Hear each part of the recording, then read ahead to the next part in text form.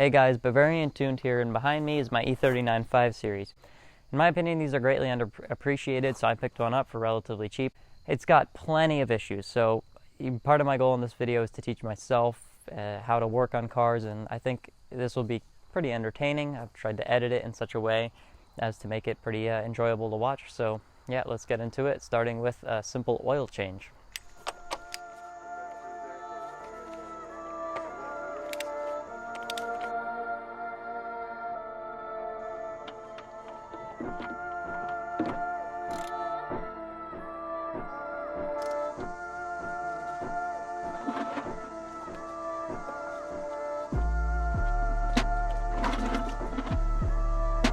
Well, RIP to my phone case. Okay, next is the transmission fluid.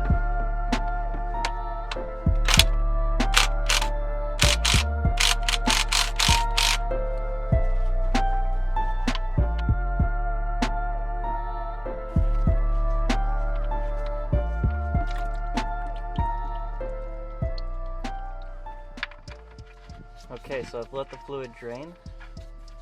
Drain bolts in. Now I'm going to tighten it with 70 Newton meters. Okay, so I've got the fill plug out, connected to this pump, which is going to go into a bottle of fluid. I've got 2 bottles. Okay, I'm not going to film this part, but the rest of the process is just filling it up until it overflows, and then you're done. I can't really find a place to put the camera, but that's it for the transmission fluid change. Okay, next up is the diff fluid change. I'm using Redline 7W90. Let's get to it.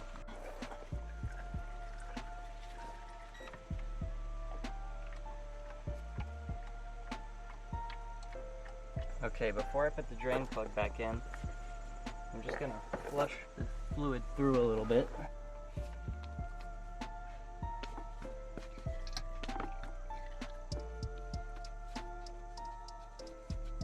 These get torqued to 60 Newton meters.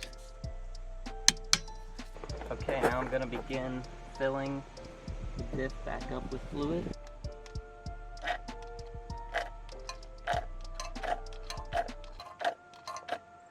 Okay, it's starting to drip out, so I'm going to add the new fill plug. And again, I'm going to torque it to spec. There we go. There are 6 cylinders in this engine.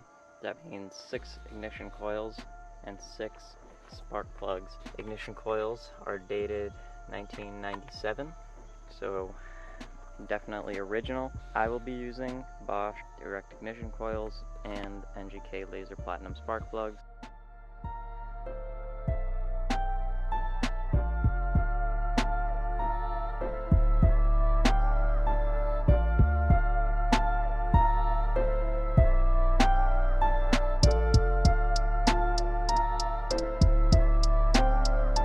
First plug came out covered in oil. Doesn't look terrible. Looks like it was probably replaced at some point, but it does not look great. The fact that there's oil on it is obviously not good. But I'm gonna proceed and replace all of them.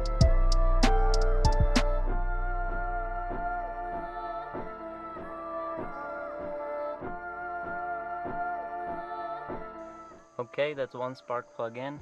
Now for 5 more. All 6 spark plugs are in and torqued properly.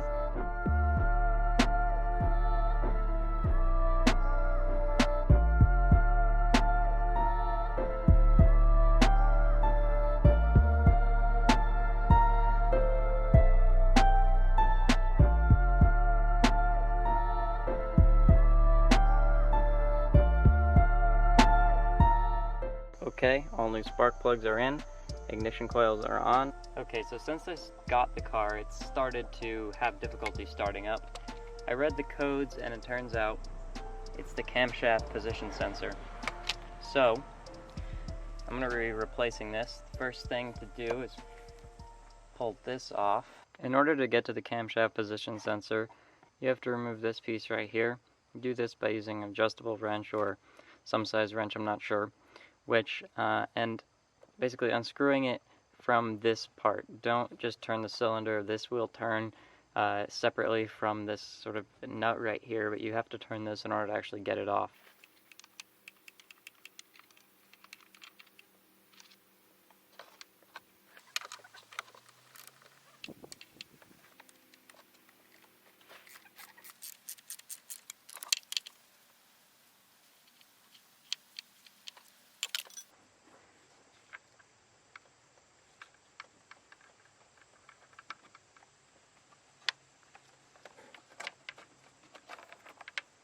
Okay, so I've removed the old camshaft position sensor. Now I'm putting in the new one. Hopefully this will allow the car to start up nice without any issues.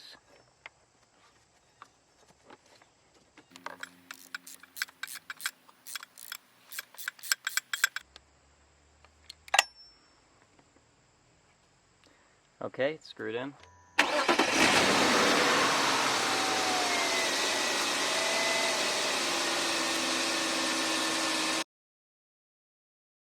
Okay, so now for a compression test, I'm going to remove the engine cover.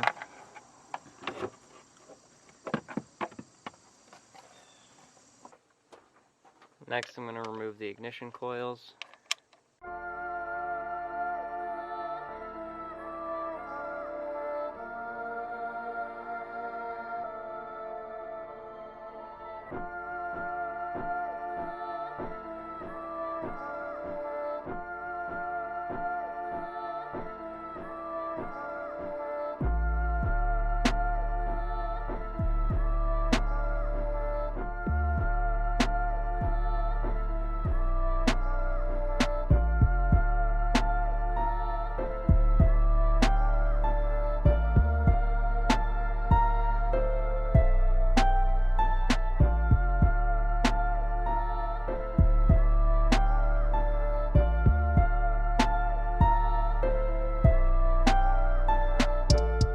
Next, I'm going to remove the fuse for the fuel pump. To disable the fuel pump on this car, I'm going to remove 31 and 17.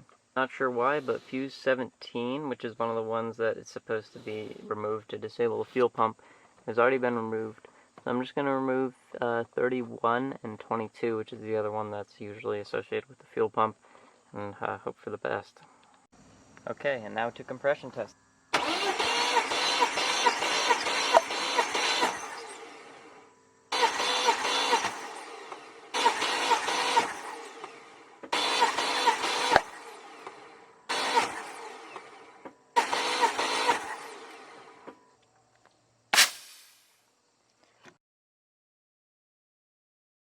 Okay, time to remove the valve cover.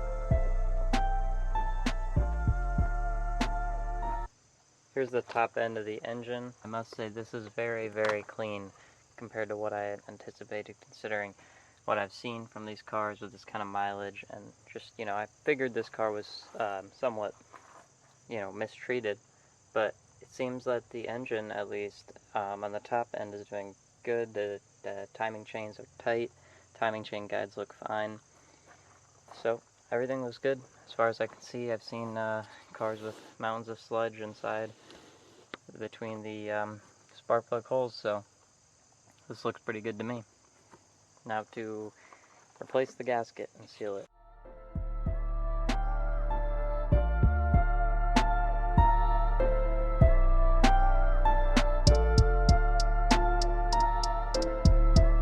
Okay, the new valve cover gasket is on and sealed.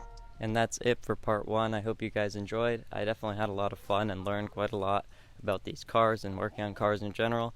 If you are interested in this type of content, obviously subscribe. I'll have more soon, and potentially different content as well, including a track build, which I'm hoping to start soon. So yeah, subscribe.